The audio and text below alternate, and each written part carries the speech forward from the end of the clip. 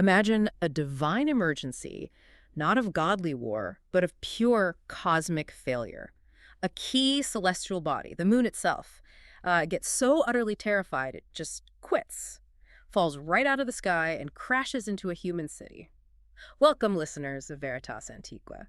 Today, we journey together into the depths of a truly startling Hittite myth to uncover the secrets behind the moon god's dramatic fall. It's an incredible scenario, isn't it? And we know about it from these fragmented clay tablets. What's really key is that they're bilingual. Right, Hattic and Hittite. Exactly. Which tells us, well, it tells us two really important things straight away. One, this story is ancient, really ancient, from that older Hattic culture. The foundation layer, basically. Yes. And two, the Hittite Empire, which came later, thought this story was so crucial, so foundational, they made sure to preserve it carefully, word for word, in both languages. So our deep dive today isn't just about the shock of, a god falling to earth. It's about digging into the Hittite mindset, the specific, almost procedural way their gods had to act to fix the universe when something went this wrong. Precisely. Usually when we think of cosmic crises in the ancient Near East, it's all about epic battles, right? Gods fighting, monsters being slain. Tiamat getting carved up, that sort of thing. Exactly. But this Hittite story is different. The crisis here is almost passive. The moon god, his name is Kashku, he doesn't fight anyone. He just panics, abandons his post in the heavens, and, falls, plummets right down to earth. It's like the ultimate celestial dropout born out of fear. It really is. Yeah. And where he lands, that's what makes the story so compelling, I think. Yeah, it's not some remote sacred mountain or the deep ocean. No, not at all. The texts are quite specific. He lands somewhere totally mundane, totally human. It's either the city gate or maybe the marketplace. The agora, essentially, of the city called Luzina, though some versions leave the city unnamed. So right in the middle of daily life, dust, commerce, people. Exactly that.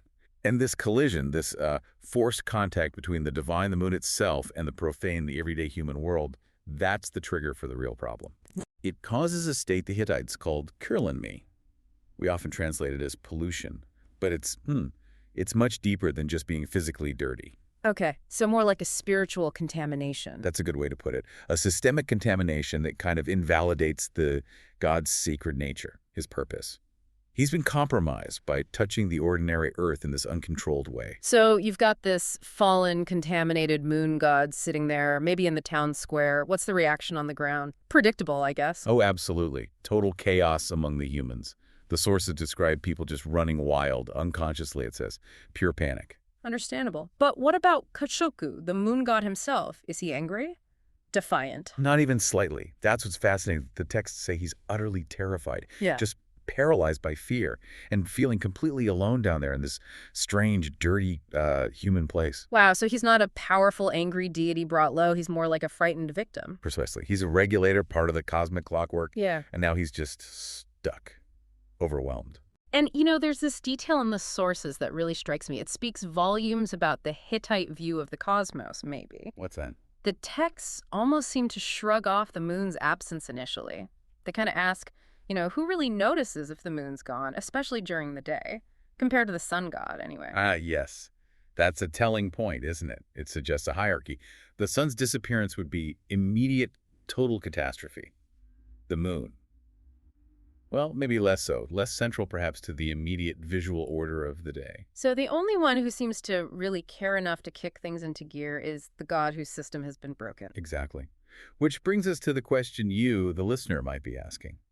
If Kaku is paralyzed by fear, what on earth scared him so badly he'd literally drop out of the sky? It wasn't like a mechanical failure of his orbit? No. The texts point to a very specific trigger.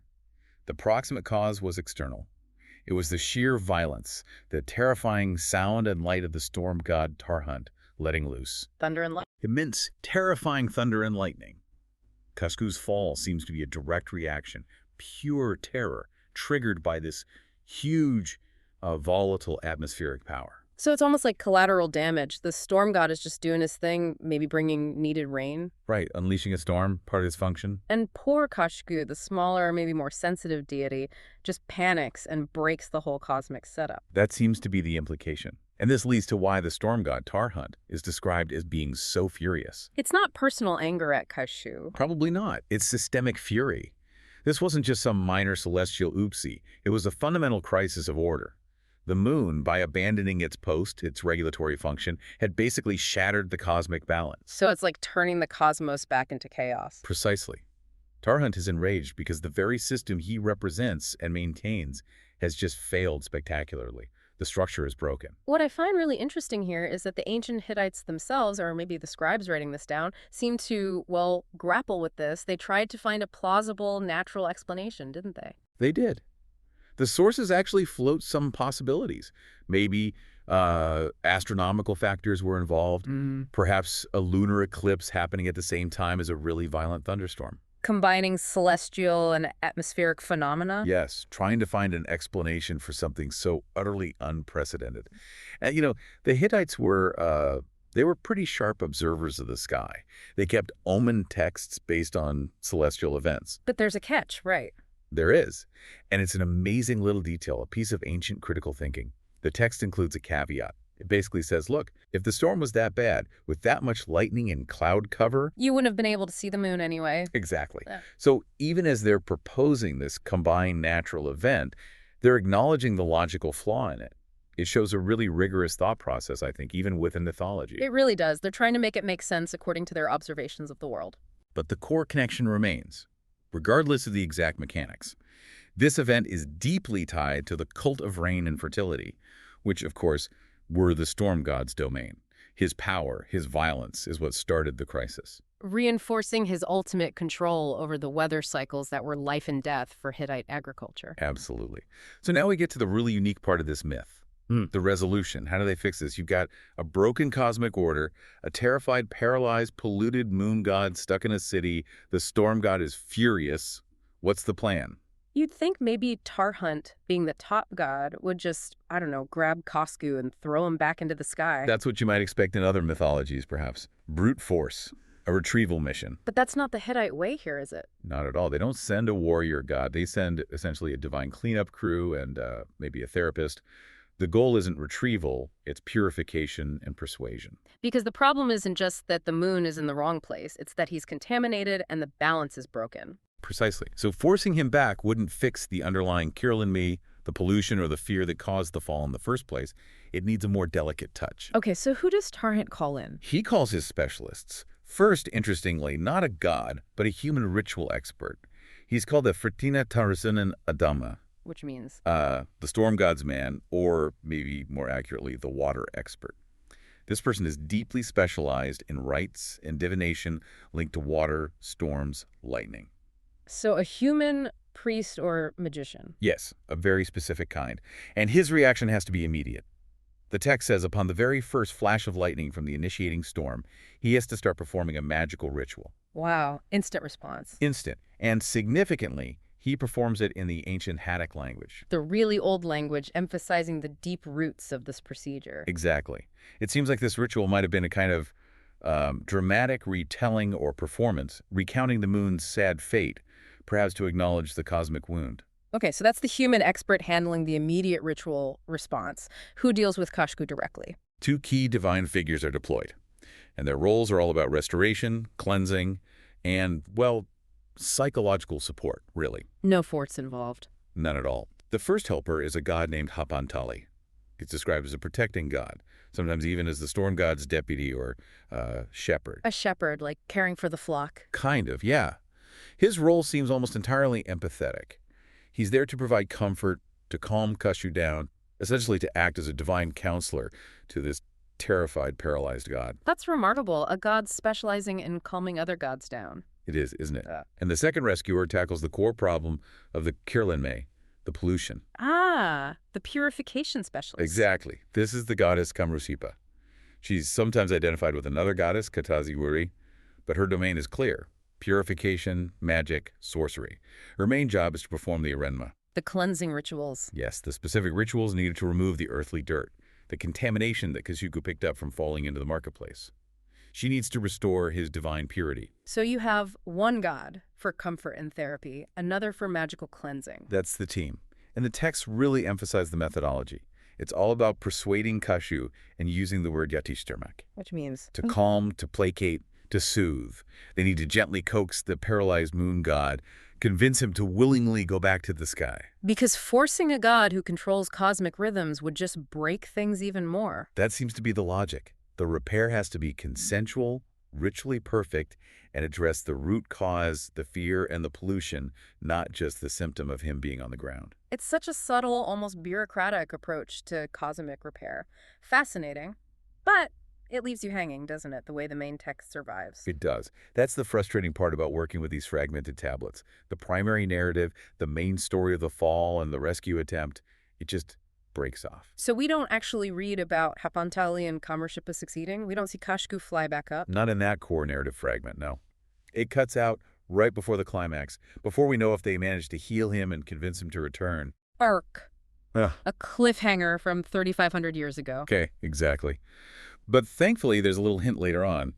A comment scribbled by a later scribe, perhaps. Oh, what does it say? It's wonderfully practical, almost humorous. It basically says, because, thank God, the moon is still in its place today. Huh. So the scribe is saying, look, obviously the ritual must have worked because, well, look up. The moon's still there. Pretty much. It's this great moment of common sense deduction based on present reality. The myth must have ended successfully, otherwise our world wouldn't look the way it does. That's brilliant. It confirms the story's happy ending through lived experience. And we also see echoes of this event, or the ritual response to it, in later periods. It seems like it became formalized, maybe part of a state ritual. How so? There are other fragments, probably from later eras, that seem to describe the Hittite king himself, referred to by the title Labarna, getting involved in reenactments, scenarios involving themes of death and life struggles. Like the king symbolically participates in the crisis and resolution. Possibly. And these fragments often mention ritual drinking afterwards, sometimes 3 cups, sometimes 9. It suggests the drama became a recurring liturgical act, maybe to celebrate the restoration of order or for the king to ritually absorb the chaos. Making sure the cosmic balance stays balanced. There's something like that, yeah. And before we leave these tablets, there's one last little detail. It's quite human, actually. Go on. Right at the very end of one of these texts, the scribe had some empty space left in the margin. The convention would be to finish the Hattic translation or maybe add a colophon. It's standard practice. Right. But this scribe didn't do that. Instead, they used the space to draw a picture. Of what?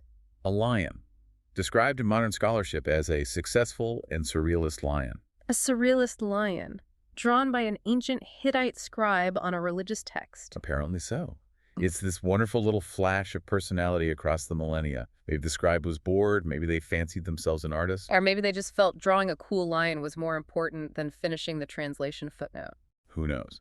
But it suggests that even these anonymous figures preserving sacred lore had their own little moments of artistic license, or maybe just needing a break. That's fantastic. Okay, so stepping back from the lion, what's the big takeaway from this whole Kashaku myth? What does it tell us about how the Hittites saw their world? I think the core lesson is about balance and how fragile they believed it was. The cosmos wasn't inherently stable. It was this precise, complex machine.